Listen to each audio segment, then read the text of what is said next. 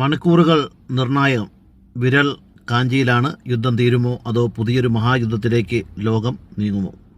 നിലവിലെ സാഹചര്യങ്ങൾ പരിശോധിച്ചാൽ കാര്യങ്ങൾ അത്ര ശുഭകരമല്ല. എല്ലാ കക്ഷികളും ഒരു വലിയ നീക്കത്തിനായി തയ്യാറെടുക്കുകയാണെന്ന സൂചനകളാണ് പുറത്തുവരുന്നത്.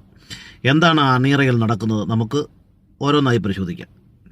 ഇറാൻ്റെ മിസൈൽ നീക്കവും പാകിസ്ഥാൻ്റെ ഇടപെടലുമാണ് ഇപ്പോൾ നാം പരിശോധിക്കുന്നത്.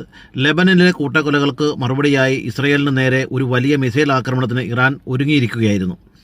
ഇത് സംഭവിച്ചിരുന്നുവെങ്കിൽ സമാധാന ചർച്ചകൾ പൂർണ്ണമായും തകരുമായിരുന്നു. എന്നാൽ പാകിസ്ഥാൻ സൈനിക മേധാവി ഇറാൻ വിദേശകാര്യമന്ത്രിയുമായി സംസാരിക്കുകയും അമേരിക്കയുടെ സന്ദേശം കൈമാറുകയും ചെയ്തു.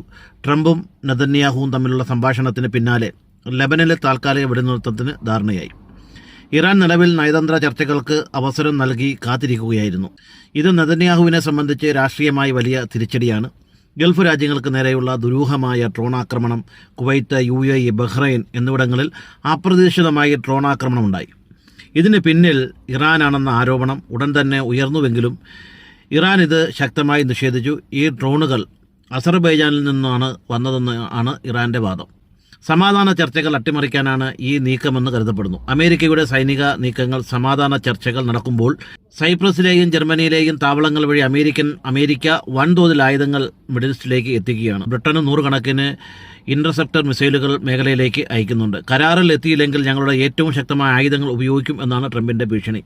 കപ്പൽ മുങ്ങുകയാണെന്നും മെലാനിയ ട്രംപിൽ നിന്ന് അകലുകയാണെന്നും അമേരിക്കൻ മാധ്യമങ്ങൾ റിപ്പോർട്ട് ചെയ്യുന്നു.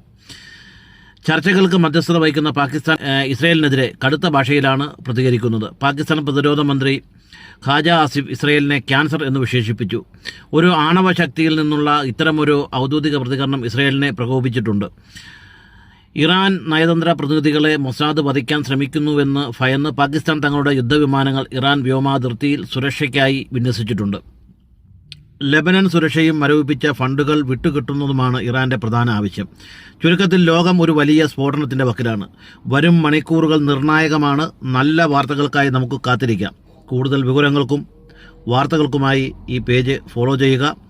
ഈ വിവരം മറ്റുള്ളവരിലേക്കും എത്തിക്കാൻ വേണ്ടി ഷെയർ ചെയ്യുക. വളരെ നന്ദി.